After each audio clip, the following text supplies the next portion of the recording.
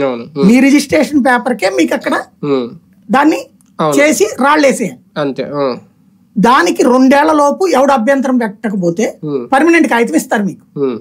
ఈ లోపు ఇచ్చేది పాస్బుక్. అంతే. ఆ పాస్బుక్ మీద జగన్ బొమ్మలేసారు.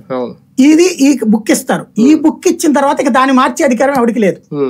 దాన్ని ఒకవేళ కనుక ఎవడన్నా వచ్చి క్లెయిమ్ చేస్తే వాడు సక్సెస్ అయితే గవర్నమెంట్ ఇన్సూరెన్స్ కడుతుంది మీకు.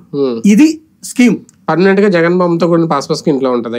లేదు కదా, పాస్బుక్ అది కాదు. పర్మనెంట్ పాస్బుక్ మీద జగన్ బొమ్మ ఉండడానికి లేదు. అది ఒరిజినల్ వచ్చేది. ఈ లోపు ఎవడో గులగాడు జగన్ మెప్పు పొందడం కోసం ఆ పుస్తకాలు తయారు చేసిన ఎవడో జగన్ పేరుతో చేయించాడు. అది కాదు అని చెప్పిన వాడు లేడు. అంటే అది కూడా వెంకటరెడ్డి గారి సలహా. పాస్ పుస్తకాలు ఆయన చేయడు కదా, అది రెవెన్యూ డిపార్ట్మెంట్ చేస్తారు. అదే సలహా అంటే సలహా ఈయన చెప్పాడో లేదో మనకు తెలియదు. ఈ టైంలో ఎవడైనా వేసేయచ్చు. ఆ సరిహద్దురాల మీద జగన్ బొమ్మ, దీని మీద ఆయన సలహా అనేది కదా నేను చెప్పేది. రాళ్ల మీద ఈయన చేయించాడని నేను ఒప్పుకుంటా. డిపార్ట్మెంట్ లో ఒకడికొకడికి అస్సలు పడదు. అట్టంటప్పుడు రెవెన్యూ డిపార్ట్మెంట్ ఈయన మాట ఎందుకంటాడు, గనుల మాట. బేసిక్ గా అక్కడ ఉండే గొలగాడు ఎవడో ఉంటాడు, సార్ మీ పేరు తిట్ట బొమ్మ ఇచ్చాను సార్ అని పుస్తకం చూపెట్టి ఉంటాడు కూడా. జగన్మోహన్ రెడ్డికి ఆ పుస్తకాలు చోట తన బొమ్మ చూసుకోవాలన్నట్టు ఇదివరకు చంద్రబాబుని ఎక్కిరించేవాడు.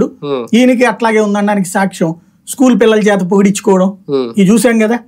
అట్లాంటివి అదే ఉన్నది ఇంకెవరికైనా సరే. 350 కోట్లు టెండర్ కూడా పిలిపించి ఆ రాళ్లు వేయించారంటే ఇంకా వెంకటరెడ్డి గారు నిజంగా అంటే అంత ఆ రాళ్ళు లేకపోతే ఏమవుతుంది? అది అంత అవసరమా? రాళ్ళు లేకుండా ఇంకెందుకు అసలు? అంటే